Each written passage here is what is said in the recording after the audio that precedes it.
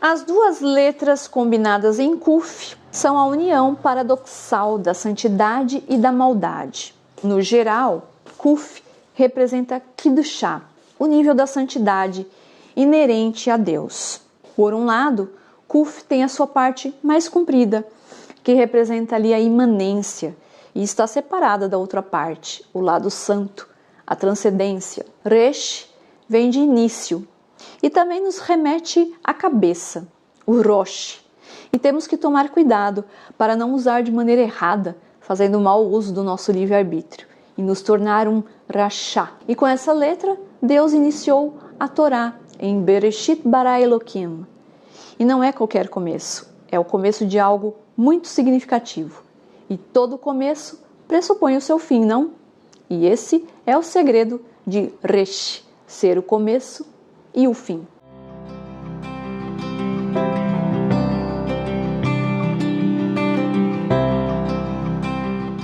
Temos 3 significados para a letra Kuf. A primeira é Kedushá, como eu falei, né? Segunda é circundar. E a terceira é buraco de uma agulha, Kupá, que é um símbolo de como Deus ele manifesta a sua luz infinita na realidade física, né? Então, é aquela luz que vai passando pelo buraco de uma agulha. A santidade, ela é algo que ela está além, né, do limite, que transcende e que se situa ali do outro lado da existência, né? Algo que está mesmo separado de tudo. Deus é o Kadosh, ou o santo. E no judaísmo, Deus ele é frequentemente chamado de o Santo Bendito Seja, ou o Hakadosh Baruch Hu. E como eu falei, o termo santo, ele é algo que nos traz a ideia de separado ou diferente. E no hebraico, santo ou sagrado é algo que está separado mesmo. Então, quando Deus ele pede, né, que Israel seja um povo santo, isso na visão judaica, né, significa para que sejam diferentes. Né? Eu sei muito bem que vós vivestes no seio de povos que fizeram isso ou aquilo, mas vós sede santos, diferentes. Assim como está lá no Levítico também, né? Capítulo 19, verso 2, sereis santos porque eu sou santo. Com isso nós devemos então seguir Deus, mas nunca seremos como Ele, obviamente, né? Porém, a gente tem que ter ações, palavras e pensamentos que sejam condizentes com aquilo que Ele quer de nós, né? E esse termo Kadosh, ele se refere somente a Deus, porque quando a gente quer se referir a objetos, a gente usa o termo Kodesh, porque um objeto, ele não pode ser santo, né? Ele pode ser consagrado, mas não santo.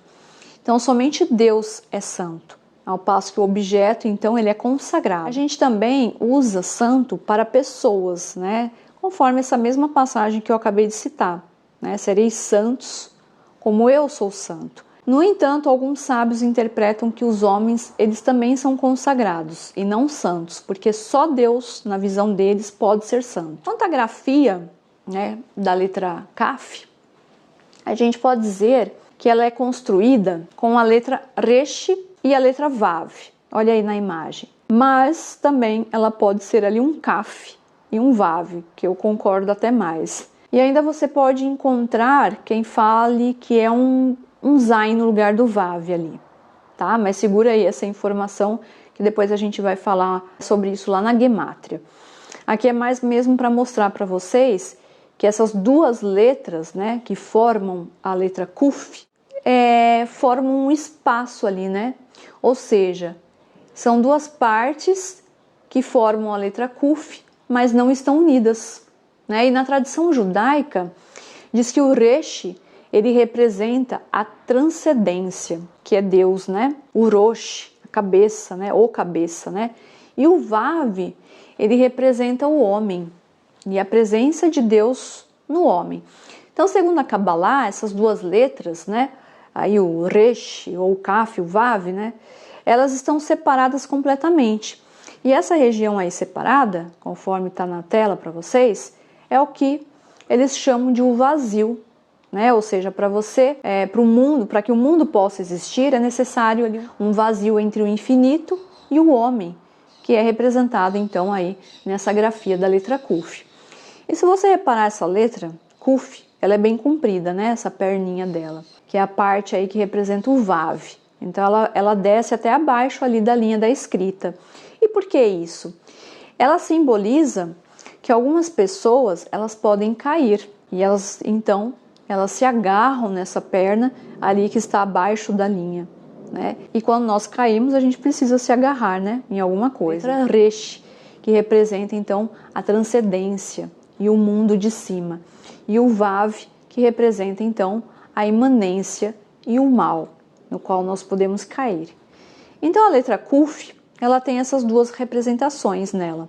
Por um lado, ela é inicial da palavra Kedushá, que é o sagrado, a santidade, mas também ela é inicial da palavra Klipá. Lembra que eu falei de Klipá Noga, que é o mal, né? E essa é a ambivalência então dessa letra.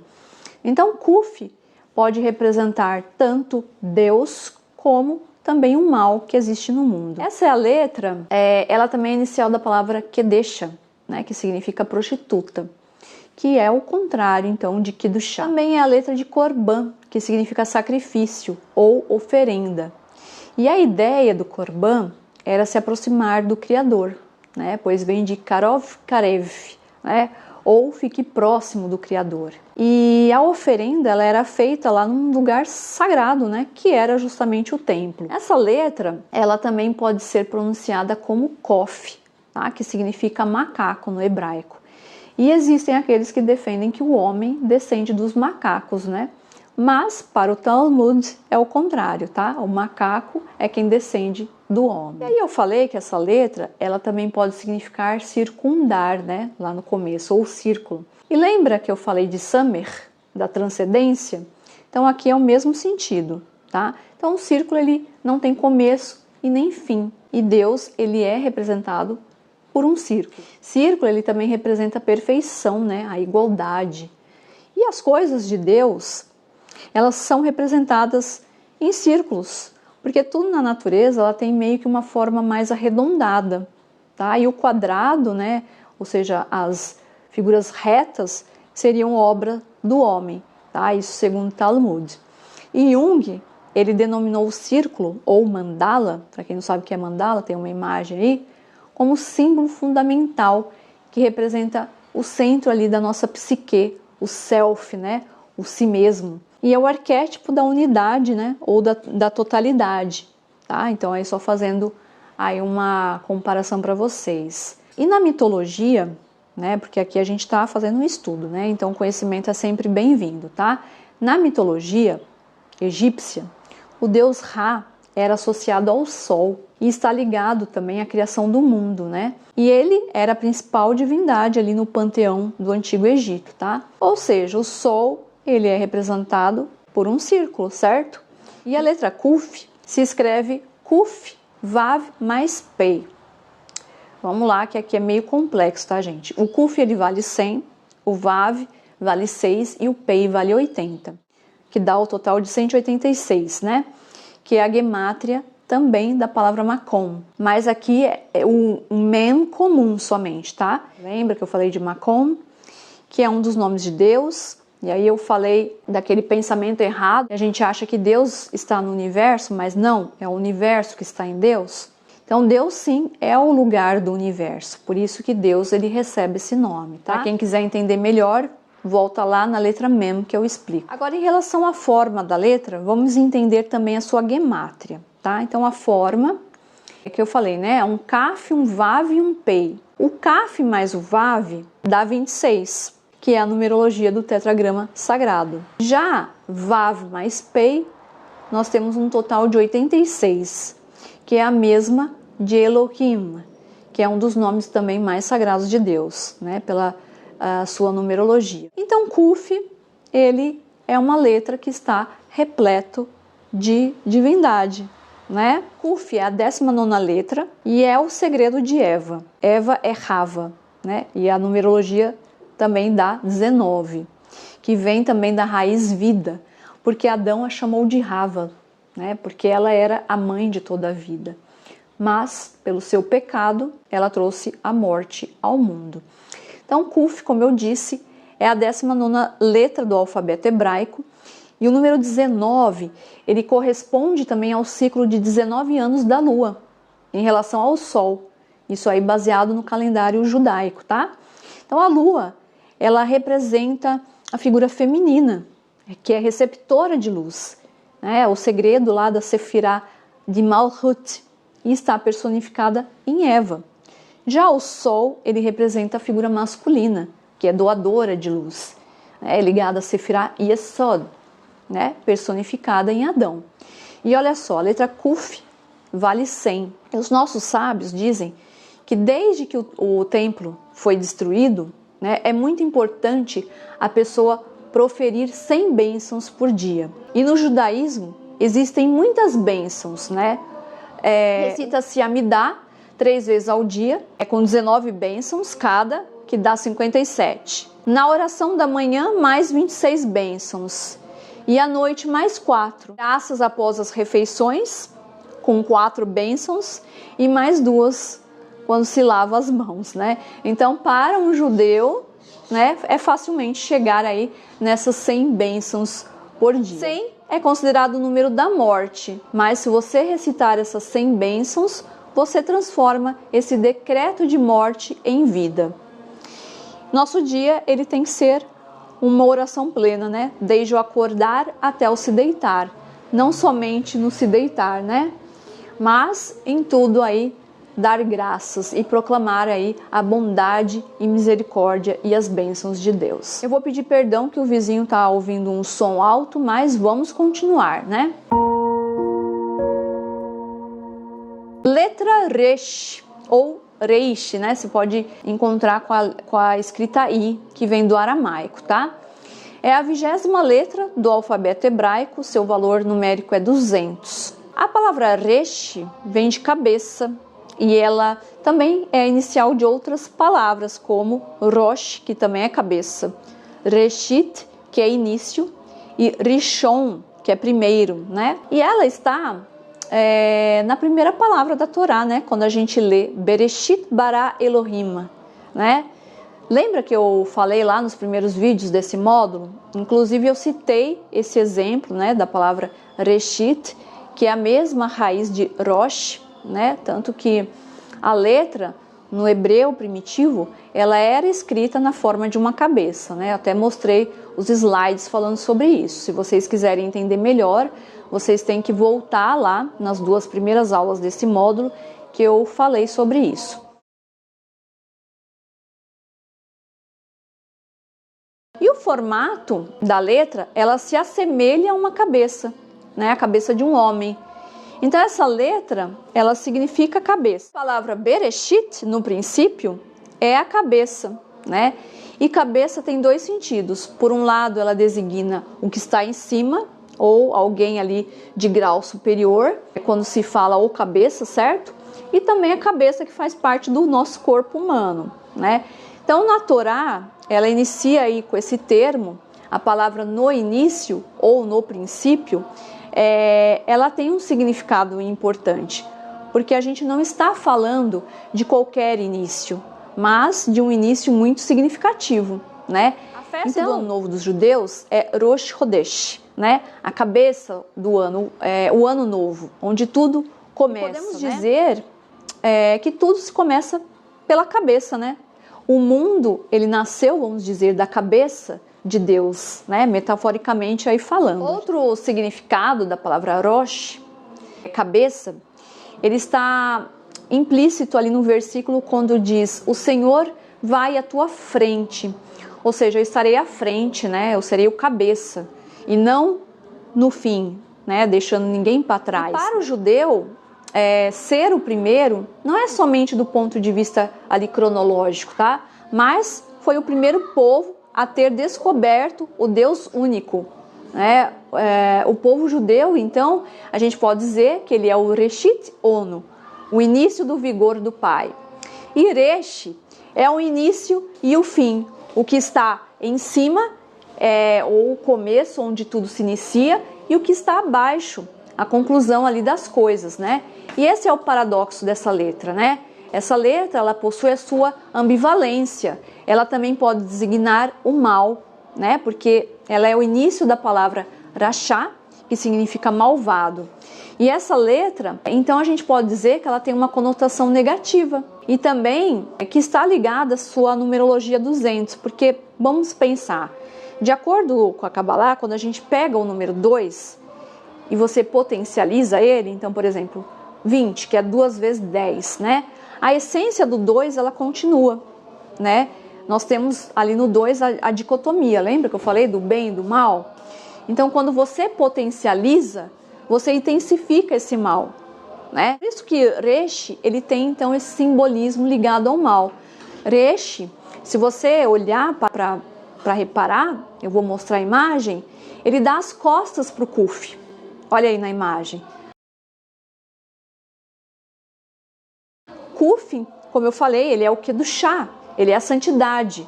Logo, o Resh, ele dá as costas para a santidade, né? Essa é a sua simbologia. E o que isso significa? Que Deus, ele está esperando o Resh, o malvado, se arrepender e se voltar para ele. Por isso tem aquele espaço na letra, uma porta aberta para ele sempre poder se voltar para Deus.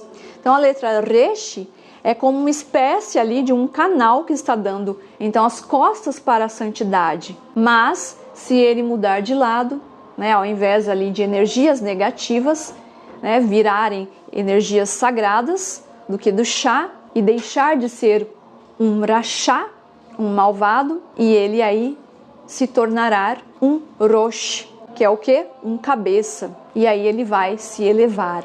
Mas temos que tomar cuidado para não usar de maneira incorreta, com arrogância, excesso de poder, orgulho e até falta de fé. E aí, se você reparar, o Resh, ele é parecido com Dalet. E lembra aquele versículo? Shema Israel, Adokai Elokeinu, Adokai Echad. Echad termina com Dalet. E qual a simbologia disso? Se você não cumprir a vontade de Deus, esse Dalet, ele vira um Resh. E aí você não lê mais como o Eterno é um, né? Echad é um, tá? E sim, o Eterno é outro, ou Aher, tá? No hebraico, Echad e Aher são escritos da mesma maneira, entendeu? Aher, ele tem uma conotação negativa, significa regressão ou para trás, tá? Ou seja, o outro, ele é sempre depreciativo. E é isso que o Rachá faz, o malvado. Então essa letra nos traz muitos ensinamentos. Você pode ser um Rosh, uma pessoa ali de posição elevada, mas se você usar de maneira errada, mesmo estando nessa posição, você se tornará um Rachá, né? Porque você usou mal o seu livre-arbítrio. Aí nós falaremos também de Rash, né? Que significa pobre. E o que diferencia um Resh de um Rash? É a letra Aleph, que está em Rosh e não está em Rash. Olha só que confusão. E aí a gente pode dizer o quê? Que o que falta ao pobre é a letra Aleph. E o que o Aleph representa? Quem lembra? Para quem acompanhou esse módulo desde o início, né? Lembra aí da letra Aleph, a primeira letra do alfabeto hebraico? Quem não viu tem que voltar lá para assistir. O Aleph designa Deus, a unidade. Lembra que eu falei que o Aleph representava Deus? Então está escrito no Talmud que pobre, ele é aquele que tem falta de conhecimento, né? Porque aqui pobreza não é somente material, mas a pobreza também de espírito. E qual é a correlação que nós podemos fazer então entre Rash, Rosh e Rachá? Rosh, como eu falei, é o cabeça, né? Então, quando um homem se torna um chefe, ele tem que tomar cuidado para não se tornar um tirano. E se ele não usar de maneira correta a sua posição, como eu falei, ele vai se tornar um Rachá, um malvado. E isso implica a sua alma se tornar um Rash, ou seja, um pobre de espírito, uma pessoa que não é evoluída espiritualmente falando. E na história nós temos aí vários exemplos de pessoas que se tornaram tiranos, né? Nabucodonosor, que foi responsável pela destruição do primeiro templo. Hitler, que foi responsável pelo holocausto, né, dos judeus. E aí o próprio Império Romano aí, que foi responsável pela destruição do segundo templo. E nós temos diversos outros exemplos aí na história. Então essa palavra Resh, ela é escrita com as letras Resh Yud e Shin. E as duas últimas letras, Yud e Shin, formam a palavra Yesh. E na Kabbalah discute-se muito a ambiguidade desse termo, né? Que ele é usado para designar a existência de algo, né? Ou como se afirmasse assim, eu existo. E a gente sabe que do hebraico, para quem não sabe, está sabendo agora, o verbo ser no presente não existe. E este, então, ele pode ser considerado o ego, tipo, eu existo, ou eu sou, como se opusesse, então, ao ser verdadeiro, que é Deus. Eu fico por aqui. Caso vocês tenham alguma dúvida, mandem mensagem. Se não quiser por aqui, mande pelo meu e-mail, que eu tenho na descrição do canal. Muito obrigada por terem assistido e nós voltamos para falar das letras Shin, Tav, que são as últimas letras do alfabeto e é o último vídeo desse módulo Letras Sagradas. Te vejo no próximo vídeo.